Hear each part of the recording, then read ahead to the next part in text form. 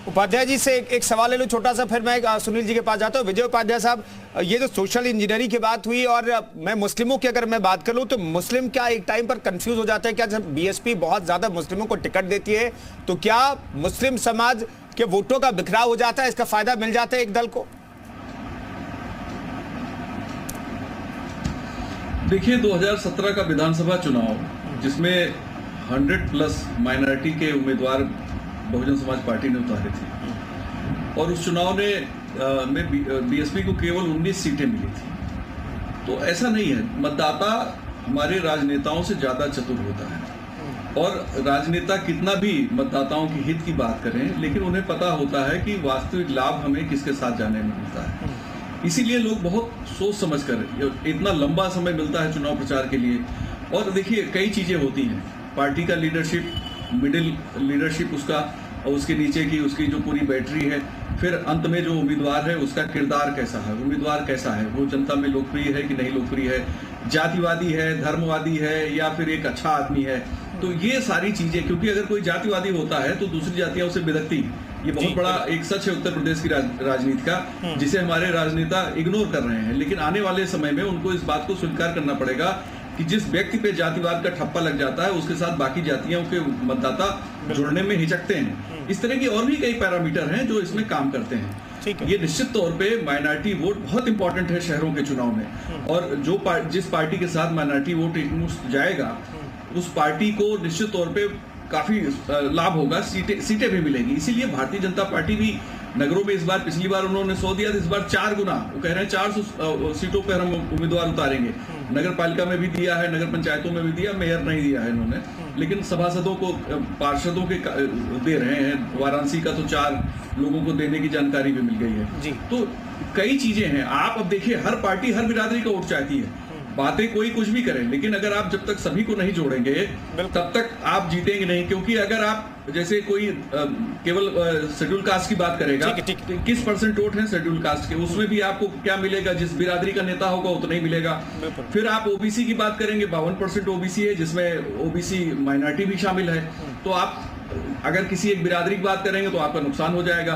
BJP ने एक नारा निकाल लिया कि नहीं, हम तो सबका साथ सबका विकास करेंगे। तो सभी के अपने अपने, लेकिन कहीं भी अगर बीजेपी गलत प्रत्याशी उतारेगी, सपा गलत प्रत्याशी उतारेगी, बसपा गलत प्रत्याशी उतारेगी, तो वो जीतेगा पार्टी के बदौलत? ऐसा बहुत मुश्किल है, बहुत कम ऐसा होता है। सुनील जी, ये चुनाव एक अलग पैरामीटर के हैं, ठीक है, उसी हिसाब से देखना चाहिए। इसी पैरामीटर पर सवाल ले लेता मैं सुनील जी से। सुनील जी, आप लोगों ने प्रत्याशी तय किए तो किस पैरामीटर का इस्तेमाल करके, और क्या आधार था? प्रत्याशी की छवि, उसकी मेहनत, या फिर चूंकि आप लोग भी जातियों की बात करते रहे, जातिगत आधार पर जनगणना की मांग भी आपके नेता करते रहे, तो आधार क्या रखा गया प्रत्याशियों के चयन को लेकर के? आप लोगों ने क्या तय किया था? क्रम में हमने ब्राह्मण समाज के भी प्रत्याशी उतारने का काम किया, और शोषित वंचित की जो लड़ाई माननीय राष्ट्रीय अध्यक्ष श्री ओम प्रकाश राजभर जी जब से पार्टी बनाए तब से लड़ने का काम कर। चलिए, सुनील जी का फ्रेम ऐसा लगता है कि चला गया फिर से।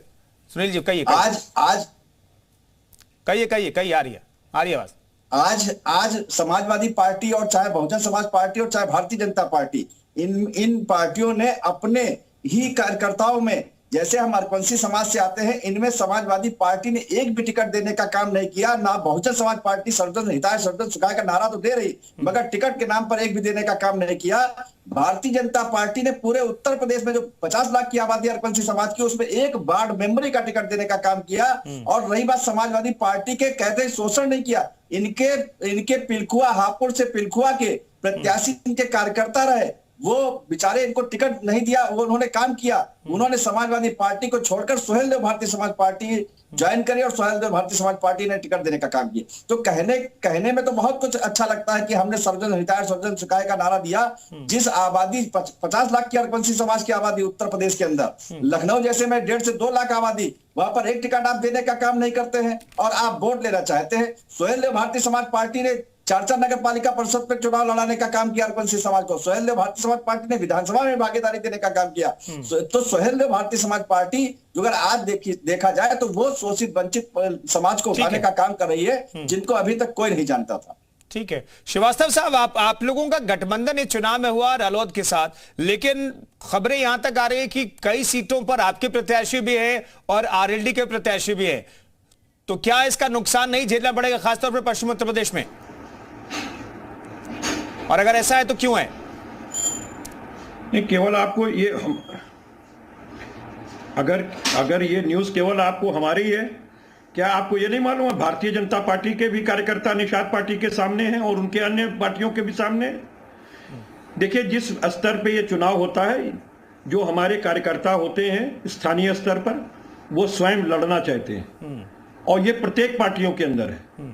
और अगर वो इस चुनाव को नहीं लड़ेंगे तो ऊपर आने वाले चुनावों को कैसे लड़ेंगे? तो ये तो अपने कार्यकर्ताओं की संतुष्टि के लिए सभी दल करते हैं और इसमें कोई बड़ी बात नहीं है। स्थानीय स्तर पे जो पार्षद या इस लेवल पे चुनाव होते हैं, उसके अंदर पे जो उस व्यक्ति का व्यक्तित्व होता है, उसके अपने वार्ड के अंदर जनता ज्यादातर प्रभावित उसी चीजों से होती है और फिर उसके बाद जो पार्षद उनके यहाँ नियुक्त था पहले, उसने क्या काम किया इसको देखती है और साथ में ये देखती है कि जो हमारे महापौर साहब थे उन्होंने उनके वार्ड में कुछ विशेष व्यवस्थाएं कराई कि नहीं कराई, और बाकी फिर अन्य चीजें का असर पड़ता है। तो इसको मैं आपको निश्चित रूप से कह सकता हूं कि समाजवादी पार्टी भारी बहुमत से नगर पालिका, नगर परिषद और महानगर में चुनाव को जीतने जा रही है। और इस बार निश्चित तौर पे मैं आपको यह कह सकता हूं कि समाजवादी पार्टी 17 में 17 भी जीत सकती है या इसमें 1-2 कम, लेकिन हकीकत है कि समाजवादी पार्टी इस बार स्थानीय निकाय चुनाव में भारतीय जनता पार्टी को हटाने जा रही है। कपिल जी ठीक है, आप तो 17 का दावा कर रहे हैं, 1-2 कम, चलिए मान लीजिए 15 का दावा कर रहे हैं, लेकिन मैं ये जानना चाहता हूं क्या इस चुनाव को आप लोग सेमीफाइनल 2024 के सेमीफाइनल के तौर पर देख रहे हैं, या फिर आप लोगों को लगता है चूंकि ये लोकल इशू पर मुद्दे हैं और वो नेशनल इशू के मुद्दे होते हैं तो दोनों चुनाव अलग हैं? छोटा जवाब। देखिए, हम किसी भी चुनाव को सेमीफाइनल नहीं मानते। ठीक है, मैं वो छोटा जवाब दे रहा हूं। किसी भी चुनाव को हम सेमीफाइनल नहीं मानते हैं, हम फाइनल मानते हैं। और बाकी लोकसभा का वो अलग तरीके से लड़ा जाता है, स्थानीय निकाय का अलग और विधानसभा का अलग। और हमें लगता नहीं है कि इसमें किसी एक दूसरे की प्रतिपूर्ति कोई कह दे कि सेमीफाइनल है तो वो नहीं है। हकीकत यही है और समाजवादी पार्टी पूरी ताकत से लड़ेगी और इस स्थानीय निकाय चुनाव को हम जीतने का काम करेंगे। त्यागी साहब, जनता का मूड तो पता चल जाता है ना, एक हद तक सही कहते हैं कि भाई हांडी का एक चावल निकाल लीजिए तो पता चल जाता है पूरे हांडी के चावल का क्या हिसाब किताब है। तो बड़ी तादाद में इसमें इस निकाय चुनाव में भी वोटर्स हैं, तो उनके मूड का पता चलेगा कि नहीं चलेगा? त्यागी जी, चलिए उपाध्याय जी, त्यागी जी का फ्रेम चला गया जी। बताइए, ये सवाल आपके लिए। सवाल क्या है आपका? मैं ये जानना चाहता हूं कि क्या जनता का मूड तो पता चलेगा, ठीक है, नेचर अलग होता है, दोनों के चुनाव का नेचर अलग है, ये लोकल इशू के मुद्दे हैं और लोकसभा का चुनाव होगा नेशनल इशू के इशू पर होगा। तो मैं ये जानना चाहता हूं कि लोगों का मूड तो पता चल पाएगा कम से कम ना, कि किस तरफ रुझान ज्यादा है। हाँ, नहीं, एक फौरी तौर पे सर्वे पता लगेगा, मिड टर्म सर्वे कह सकते हैं, लेकिन देखा यही गया है कि नगर निगमों के चुनाव के जो रिजल्ट होते हैं वो बहुत ज्यादा लोकसभा चुनाव को प्रभावित नहीं कर पाते हैं। हाँ, पार्टियां अपनी जो कार्यकर्ताओं की फौज है उसको जरूर रिचार्ज कर देती है और नए कार्यकर्ताओं को जोड़ने का काम इसमें कर लेती है, बहुत से नए इलाकों में अपनी पैठ बना लेती है। तो पार्टी के संगठन के विस्तार के लिए, पार्टी के नेटवर्क के लिए तो ये बहुत उपयोगी है जो लोकसभा चुनाव में उन्हें पे कर सकता है। लेकिन बहुत से ऐसे आप देखिए, जैसे अलीगढ़ और मेरठ बीजेपी जीती थी, बहुजन समाज पार्टी जीती थी 2017 में, लेकिन फिर लोकसभा चुनाव में वो रिजल्ट नहीं आया। तो रिजल्ट के लिए आपको जरूरी ये है कि लगातार आप काम करते रहें और जनता का दिल जीतते रहें। तो जो सही रणनीति के हिसाब से जनता का दिल जीतेगा उसको लोकसभा में ज्यादा फायदा होगा और नगर निगम में भी। इसके लिए पार्टी को अपनी स्ट्रेटेजी को ठीक से बनाना पड़ेगा, लेकिन रिजल्ट से कोई बहुत अंतर आएगा मैं ऐसा नहीं मानता। हाँ, संकेत जरूर मिलते हैं और पार्टियों को बढ़त मिलती है। देखिए, मनोवैज्ञानिक बढ़त मिलेगी अगर बसपा ज्यादा सीटें जीत के आती है, मान लीजिए नगर निगम 2-3 जीत लेती है पिछली बार की तरीके से 2 से ज्यादा जीतती है, तो जाहिर है वो एक बढ़त महसूस करेगी, उसके कार्यकर्ताओं में उत्साह आएगा, क्योंकि विधानसभा चुनाव में पार्टी केवल एक सीट जीत पाएगी। बिल्कुल, एक संकेत तो कम से कम जरूर मिलता है। नगर निकाय के चुनाव के नतीजे किसके फेवर में जाएंगे ये देखना होगा, लेकिन अगर किसी के फेवर में जाते हैं तो 2024 के मद्देनजर एक संकेत जरूर मिलेगा। बहुत बहुत धन्यवाद तमाम मेहमानों का चर्चा में शरीक